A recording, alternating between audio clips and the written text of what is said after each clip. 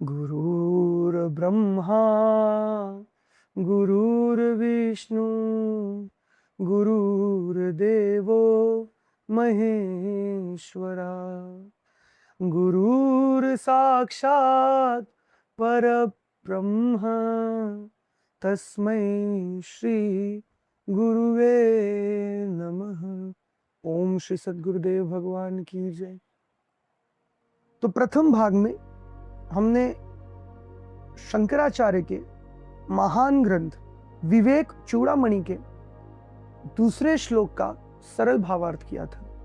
इसकी प्रथम दो पंक्तियों का भावार्थ मैं पहले वीडियो में कर चुका हूं और इस वीडियो में जो आने वाली दो पंक्तियां हैं उसका सरल भावार्थ करने जा रहा हूं। पंक्तियां कुछ इस प्रकार है।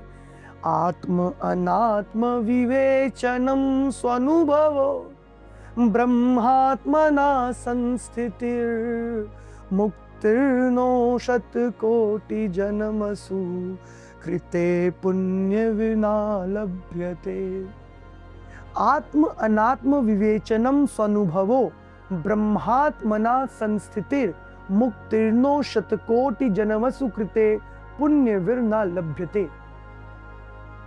शंकर ने कहा पहली प्रथम दो पंक्ति में कि जिस प्रकार नरजन्म दुर्लभ है, पुरुषार्थ दुर्लभ है, ब्राह्मणत्व दुर्लभ है, विद्वत्वा दुर्लभ है, उसी प्रकार आत्मा और अनात्मा का विवेक भी दुर्लभ है। बिना आत्मा और अनात्मा के विवेक को जाने मनुष्य स्वयं को अनुभव नहीं कर सकता। अब आत्मा और अनात्मा है क्या, इसकी परिभाषा किस प्रकार होगी? तो आत्मा वह वस्तु है जो तीनों काल में एक रस है, जो तीनों काल में अबाधित है, जिसके ऊपर स्थान का कोई प्रभाव नहीं पड़ता। स्थान क्या है? स्पेस।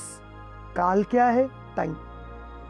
जो स्थान और काल के बंधनों से मुक्त है, जिसका ना कोई आरंभ है ना जिसका कोई अंत है, ऐसी वस्तु जो तीनों कालों में एक जैसी है, जो भूतकाल में भी वही थी, जो वर्तमान में भी वही है और जो भविष्य में भी वही रहेगी, जिसमें बदलाव नहीं होता, जिसमें परिवर्तन नहीं आता, उसे शंकर ने यहां पर आत्मा या ऐसा तत्व कहा है जो सदैव रहने वाला है। आत्म तत्व वही है। आत्म तत्वम नित्य तत्वम। आत्मा वह तत्व है जो सदैव है, जो नित्य है। तो अनात्मा क्या है? अनात्मा वह वस्तु है जिसका भान हो रहा है कि वह सत्य है, परंतु वह सत्य नहीं, जिसकी प्रतीति हो रही है कि वह सत्य है। जहां पर परिवर्तन होता है वह वस्तु अनात्मा होती है। संसार में शरीर अगर उदाहरण के रूप में ले लिया जाए तो यह सबसे बड़ा परिवर्तन है। बचपन में आपकी एक अलग आयु होती है, आपका एक अलग सौंदर्य होता है। उम्र बढ़ती है, जवानी में फिर से देह में परिवर्तन आ जाता है। थोड़ी उम्र और बढ़ती है, यौवन अवस्था आती है, फिर इस शरीर में परिवर्तन आता है। फिर बुढ़ापा आता है, वृद्धावस्था आती है, फिर इस शरीर में परिवर्तन आता है। तो देह परिवर्तनशील है। यौवन, बुढ़ापा, जवानी, बालपन, ये सब इस देह की अवस्थाएं हैं।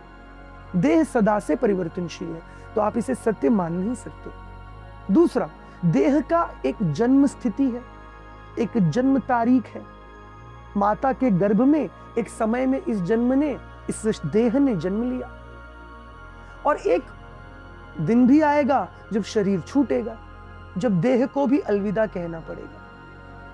तो देह का जन्म और देह की मृत्यु, देह के जन्म के साथ ही देह की मृत्यु का जो कार्यक्रम है वह शुरू हो जाता है। ऐसा नहीं है कि देह एक दिन जाकर मरेगी, जन्म के साथ ही प्रतिपल प्रतिक्षण मृत्यु घटित होती है। देह के जन्म के साथ ही मृत्यु के आप और करीब चले जाते हैं।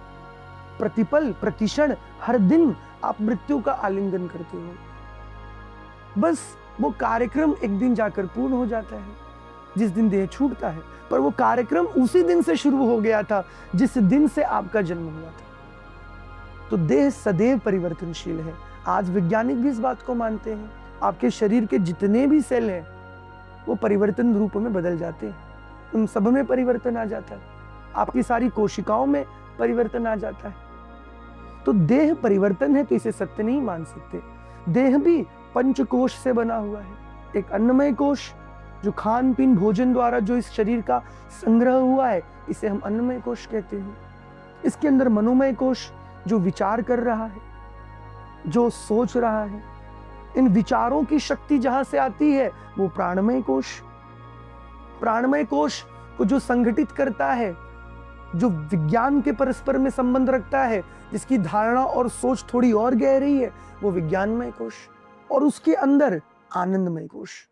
लेकिन ये पंचकोश भी परिवर्तनशील है। यहां पर जिस वस्तु को आप अपरिवर्तनशील मानते हैं वह सब वस्तु परिवर्तनशील है। पदार्थ रूप में जिस भी चीज का आपको दर्शन होता है वो परिवर्तनशील है। मैटर जो है, पदार्थ को मैटर कहते हैं अंग्रेजी में, मैटर हमेशा परिवर्तनशील है। तो मैटर या पदार्थ को आप सत्य नहीं मान सकते। तो सत्य किसे कहा गया? ब्रह्म को सत्य कहा गया। अब सबसे बड़ा प्रश्न यह भी उठता है, जो पिछले वीडियो में काफी बार मैंने ब्रह्म ब्रह्म कहा है, पर काफियों को समझ नहीं आया हो कि ब्रह्म क्या है। तो ब्रह्म का अर्थ होता है चेतना का विस्तृतीकरण।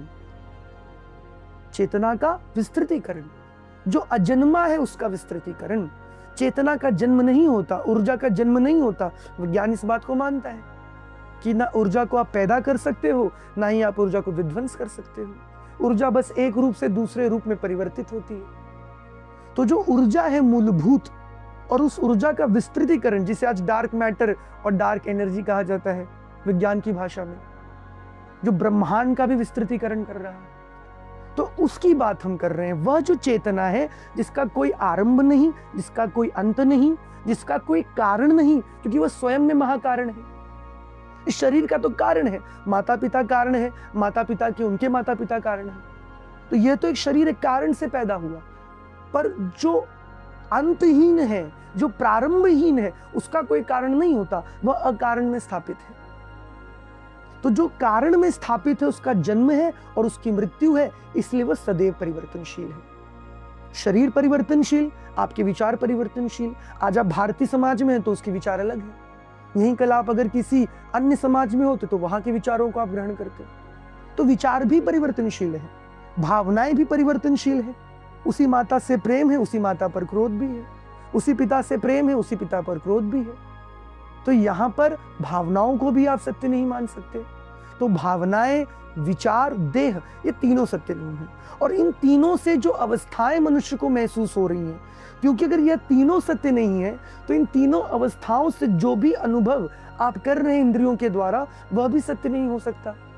तो इसी प्रकार स्वप्न, जागृत और सुषुप्ति, ये तीन अवस्थाएं, जागृत जिस अवस्था में मैं अभी फिलहाल इस वीडियो को शूट कर रहा हूं, स्वप्न जो रात्रि में आप अनुभव करते हैं, सुषुप्ति गहरी निद्रा जिसमें स्वप्न भी नहीं आते।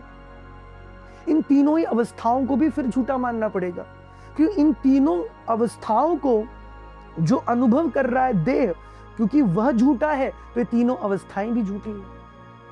तो ये तीनों अवस्थाएं भी परिवर्तनशील है। जब आप सुषुप्ति से बाहर आते हो तभी आपको अनुभव होता है कि अब आप स्वप्न स्थिति में हो। जब स्वप्न से बाहर आते हो तभी आपको पता चलता है कि आप जागृत अवस्था में हो। स्वप्न में स्वप्न का भान सत्य ही प्रतीत होता है। यह तो जागृत की मेहरबानी है कि वो स्वप्न को झूठा करार कर देता है। उसी प्रकार सुषुप्ति में सुषुप्ति का भान सत्य प्रतीत होता है। यह तो जागृत की मेहरबानी है कि सुषुप्ति को वो मिथ्या बता देती है। नहीं तो तुम स्वप्न और सुषुप्ति को बैठ के पकड़ लेते। पर तुम जानते हो कि नहीं, जागृत में आया तो स्वप्न और सुषुप्ति झूठी अवस्थाएं थी, उसका मिथ्या भाव तुम्हें महसूस होता है। परंतु इसके अलावा कोई और अवस्था नहीं है, तो तुम जागृत को भी मिथ्या नहीं कह सकते। तो तुम जागृत को ही सत्य मान करके इसी में जीवन जीते हो। परंतु जागृत भी सत्य नहीं है। ये सारी अवस्थाएं परिवर्तनशील अवस्थाएं हैं, और इन अवस्थाओं में आप सत्य को देख नहीं सकते। सत्य वो है जो इन तीनों अवस्थाओं से ऊपर है। सत्य वो है जो काल में बाधित नहीं होता। शरीर काल में बाधित है। आज शरीर का जन्म है, कल मृत्यु होगी। एक और उदाहरण ले तो जिस बिल्डिंग में अभी मैं बात कर रहा हूं, यह बिल्डिंग एक समय में इसका जन्म हुआ, एक समय में इसका अंत होगा। लेकिन इस बिल्डिंग के न रहने पर भी एक वस्तु थी जो सदैव थी, वह क्या था? आकाश। तो आकाश तत्व को आप ब्रह्म की एक उदाहरण रूप में ले सकते हैं। ब्रह्म इस आकाश तत्व से भी करोड़ों गुना बारीक है। जब आकाश नहीं था तब भी ब्रह्म था, और जब आकाश है तब भी ब्रह्म है। और आकाश होने पर ही पदार्थ आपको अनुभव में आ रहे हैं। ये बिल्डिंग का अनुभव तब ही है क्योंकि यहां पर आकाश है। अगर आकाश नहीं होता तो बिल्डिंग कहां रहती? जब बिल्डिंग नहीं थी तब भी आकाश था, जब बिल्डिंग नहीं रहेगी तब भी आकाश रहेगा, और जब बिल्डिंग है तब भी आकाश है। लेकिन आकाश अभी इस बिल्डिंग में पूर्ण रूप से लिप्त हो चुका है। आकाश ने बिल्डिंग का रूप धारण कर लिया है, वो इसमें ओतप्रोत हो चुका है, इसलिए आप आकाश को देख नहीं पा रहे हैं। लेकिन जिस दिन बिल्डिंग का सामीप्य भाव या इसका ढांचा समाप्त होगा, उस दिन पुनः आप आकाश को देख पाएंगे। तो आकाश सदैव था, इसमें इस ढांचे का बनना और बिगड़ना हुआ। तो उसी प्रकार ब्रह्म सदैव रहता है, उसमें इस सृष्टि का बनना और बिगड़ना होता है। ब्रह्म आत्मा है, और जितनी वस्तु जो पदार्थ रूप में भान हो रही है, जिनका एक प्रारंभ है और अंत है, वह अनात्मा की स्थिति में आता है। तो शंकर ने कहा आत्म अनात्म विवेचनम, इसका विवेचन करो, इसको विवेक रूप में देखो, तभी आप स्वयं का अनुभव कर पाओगे। नहीं तो स्वयं का अनुभव हो नहीं पाएगा। ये मनुष्य को अगर देखा जाए तो मनुष्य अगर स्वयं का अनुभव भी करना चाहे तो स्वयं का अनुभव वह कर नहीं पाता, क्योंकि वो स्वयं की शून्यता से डरता है। आप भयभीत हो जाते हो, आप अपने अंदर की रिक्तता को जानना नहीं चाहते। आप अगर बैठ जाएंगे तो आप उस शून्यता को देख लेंगे, और वो शून्यता डराती है आपको, क्योंकि उस शून्यता के साथ अहंकार को अलविदा कहना पड़ेगा। अहंकार जाएगा तभी शून्यता प्रगाढ़ होगी। और आपका अहंकार छोटी छोटी वस्तु में भी सीमित नहीं होता। कोई ठेला लगाने में क्या अहंकार करेगा? कोई सब्जियों बेचने में कौन सा अहंकार करेगा? तो आप बड़े कृत्य करना चाहते हो, आप कुछ विशिष्ट होना चाहते हो। ठेले के पे सब्जियां थोड़ी बेचना चाहता है कोई। आप कहेंगे तो बोलेंगे मुझे प्रधानमंत्री बनना है, मुझे उपराष्ट्रपति बनना है, मुझे राष्ट्रपति बनना है। आप पद के पीछे भागते हैं, क्योंकि पद आपको एक विशिष्टता देता है। जितना बड़ा पद होगा उतना बड़ा आपका अहंकार होगा, और अहंकार छोटे मोटे बात में तो मानेगा नहीं। और अगर अहंकार शून्यता को देख लेगा तो अहंकार को अलविदा लेना पड़ेगा। इसलिए अहंकार स्वप्न रचता है, अहंकार खेल रचता है। जैसा मनीषियों ने कहा कि जो मनुष्य अंदर से जितना हीन होता है वो उतना ज्यादा पदो लुप्त होता है। जो अंदर से हीनता है, जिसके अंदर आत्मा की हीनता होती है, जो अंदर से दुर्लभ है, जो अंदर से हीन है, जो अंदर से दीन है, वही पदों के पीछे भागता है। वो बाहरी पदों को इकट्ठा करना चाहता है, वो धन कमाना चाहता है, वो यश कमाना चाहता है, वो चाहता है कि लोग उसको जाने, लोग उसके बारे में बात करें, तो ये विशिष्टता आती है। लेकिन ध्यान तो यह विशिष्टता लाता नहीं है। ध्यान तो है मृत्यु, और मैं ध्यान को ही पुण्य कहता हूं। यहां शंकर कह रहे हैं कि मुक्ति अनेक जन्मों के पुण्य का प्रसाद है। मुक्ति एक जन्म में नहीं आएगी, अनेक जन्म संसिद्धि ततो यामते परामगति। अनेक अनेक जन्म साधना करने के बाद उस मुक्ति के दर्शन होंगे। अनेक जन्मों का पुण्य आपको मुक्ति प्रदान करेगा, यह शंकर कह रहे दूसरी पंक्ति में। तो ये पुण्य है क्या? मैं ध्यान को ही पुण्य मानता हूं। मेरे परिभाषा में पुण्य केवल ध्यान है। जहां जहां अहंकार है वहां वहां पाप होता है। जहां जहां अहंकार है वहां वहां तुम्हारा स्वार्थ है। तो एक अहंकारी मनुष्य कभी भी पुण्य कर ही नहीं सकता। जो ध्यान में उतर जाएगा वही केवल पुण्य को जान सकता है। जो वो कुछ क्षण है ना करने के, कुछ तुमने पूरा जीवन कुछ न कुछ किया, वो कुछ न कुछ करने के क्षण महत्वपूर्ण नहीं है। जो कुछ क्षण थे जिसमें तुमने कुछ नहीं किया, वह क्षण सबसे महत्वपूर्ण है। जिन क्षणों में तुमने ध्यान को घटित कर लिया, वह क्षण सबसे महत्वपूर्ण है। और ध्यान बड़ी कठोरता है। तुम्हें लग रहा होगा ये आसान है, अलथी पलथी मारकर बैठ जाना, आंखें बंद करना, अपने अंदर की शून्यता को देखना। क्योंकि जैसी जैसी शून्यता गहन होती जाएगी, जैसी जैसी शून्यता प्रगाढ़ रूप में बढ़ती जाएगी, वैसे वैसे तुम देखोगे कि तुम तो कभी थे नहीं, तुम्हारा होना तो एक भ्रांति मात्र था। तुम तो कभी वहां पर उपस्थित ही नहीं थे। और तुम्हें खुद को, स्वयं को नष्ट होता हुआ जब तुम देखोगे, खुद को मरता हुआ जब तुम देखोगे, तुम्हारे अंदर हिम्मत नहीं आएगी उस अवस्था को देखने के लिए। इसलिए मैं कहता हूं कि ध्यान साहस है।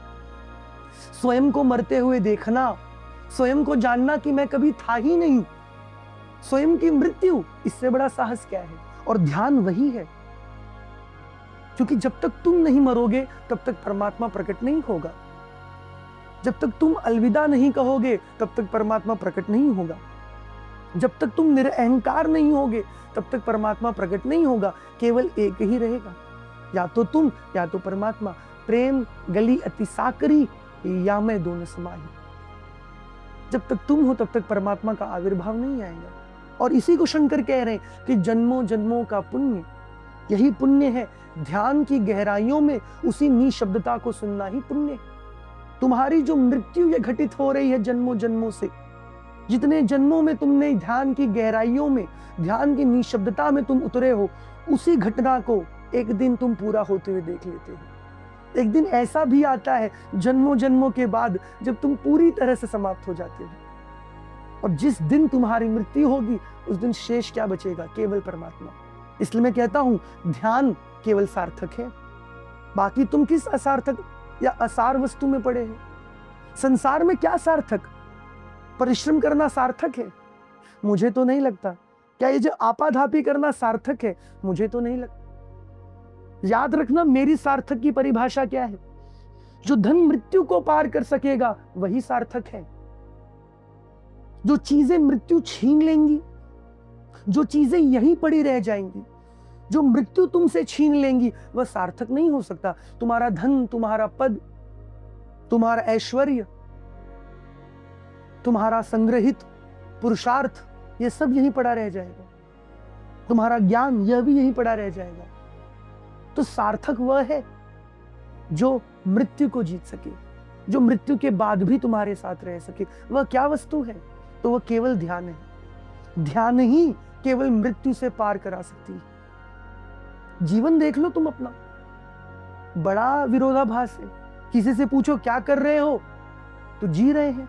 किस लिए जी रहे हैं? रोटी कमाने के लिए। रोटी क्यों कमा रहे हो? जीने के लिए। बड़ा विरोधाभास है। तुम सुबह उठते हो, अखबार पढ़ना शुरू कर देते हो। रविवार की छुट्टी है, न्यूज चैनल लगा करके देखना शुरू कर देते हो। तुम अपने आप को भरना चाहते हो, और भरना पड़ेगा, क्योंकि अगर नहीं भरोगे तो अंदर की शून्यता के दर्शन हो जाएंगे। और शून्यता बड़ी घबराहट वाली चीज है। तुम जानने लगोगे तुम कौन हो, और उसी शून्यता में तुम्हें आनंद आने लगेगा। तो बाहरी रूप से चीजें छूटने लगेंगी। तुम हर दिन मरने का अभ्यास करोगे।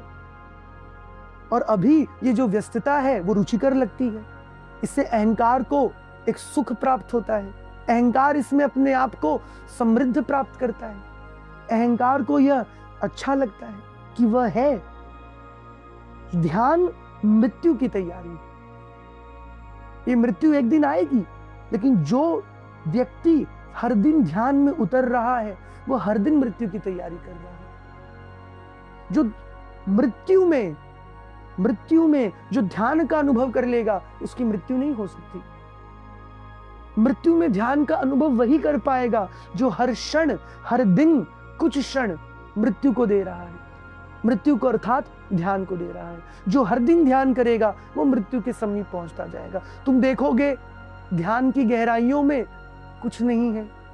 जिन्हें मैंने अपना माना था वह भी नहीं है। जिन जिन चीजों को मैं पकड़ के बैठा था वह भी मेरी नहीं है। ये खाई गहरी होती जाएगी, और इस खाई के गहरे होते हुए तुम अपने आप को उस परमात्मा के भाव से हृष्ट पुष्ट पाओगे। ध्यान में परमात्मा का भाव और सघन होने लगेगा, और आनंद में तुम डूबने लगोगे। जैसे जैसे ध्यान बढ़ेगा तुम नहीं रहोगे, केवल परमात्मा शेष रहेगा। परमात्मा ही तुम बनते चले जाओगे। यही ध्यान की खूबी है। और हर दिन ध्यान करने वाला हर दिन मृत्यु को जीत रहा है। और ऐसा करते करते जब मृत्यु आएगी तो वो मृत्यु नहीं होगी, वो भी तुम्हारे लिए ध्यान बन जाएगा। और उस मृत्यु के साथ याद रखना, शरीर की मृत्यु होगी, लेकिन जो ध्यान करता है ध्यानी, उसकी मृत्यु नहीं होती।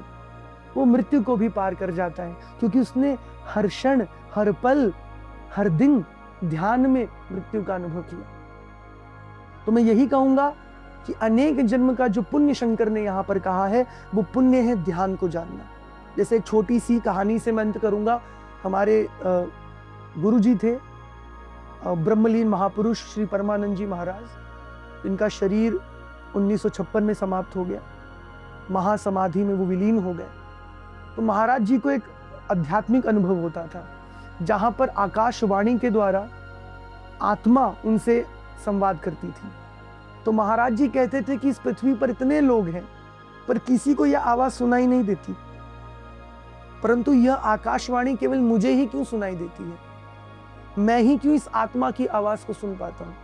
तो यह प्रश्न उनके मन में काफी समय से था। तो स्वप्न की अनुभूति में अलग अलग प्रकार के अनुभव होते हैं अध्यात्म में। उसमें से एक अनुभव स्वप्न सुषुप्ति अनुभव होता है, इसके बारे में हम कभी और बात करेंगे। तो उस अनुभव में महाराज जी को ये अनुभव में आया कि तुम पिछले 7 जन्मों से साधु हो। 7 जन्मों से महाराज साधु थे, इसलिए उस जन्म में महाराज जी को वो विशेष अनुभव प्राप्त हो रहा था, जो बाकी किसी, सीधी सी बात है, आमतौर पर किसी आदमी को वो अनुभव नहीं होता।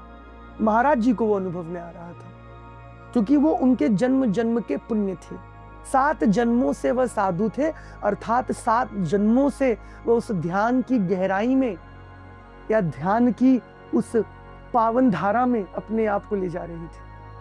वो ध्यान ही वह पुण्य था जो आखिरी जन्म में उन्हें इस अनुभव के द्वारा प्राप्त हुआ, और अंत में उन्होंने ब्रह्मलीन स्थिति, या जिसे ब्रह्मज्ञानी स्थिति कहते हैं, जिसे आप पर ब्रह्म स्थिति कहते, उस स्थिति को भी प्राप्त किया।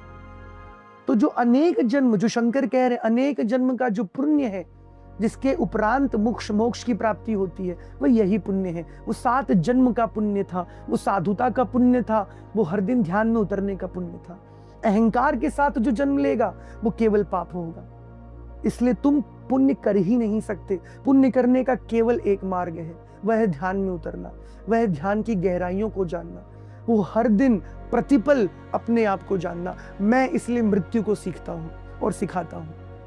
मेरे साथ रहना मृत्यु के साथ रहना है, क्योंकि सब जाएगा, पर ये जो ध्यान का अनुभव है यह नहीं जाएगा। और यही तुम्हारी वास्तविक पूंजी है, यही तुम्हारी वास्तविक संपत्ति है, जिसे तुम ले जा पाओगे। और यही संपत्ति तुम्हें एक ना एक दिन उस स्थिति पर पहुंचा देगा जो तुम्हारा वास्तविक स्वरूप है, तुम्हें मोक्ष की अनुभूति दे देगा।